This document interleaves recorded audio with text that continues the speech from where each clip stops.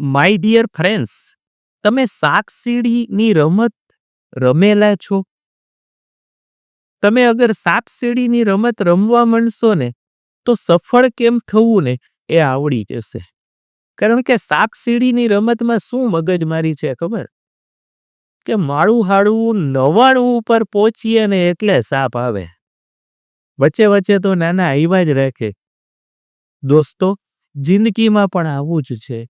માંડ બરોબર જિંદગીની ગાડી હાલતી હોય, નાનો સાપ આવે, આપણે એમ લાગે કે હવે કંઈ વાંધો નથી, બરોબર સફળતાની ટોચ ઉપર આપણે પહોંચવાની તૈયારીમાં છે, જિંદગીમાં સુખ સમૃદ્ધિ શાંતિ આવવાની તૈયારીમાં છે, બસ હવે જરાક બાકી છે, ત્યાં 99 ઉપર સાપ આવે.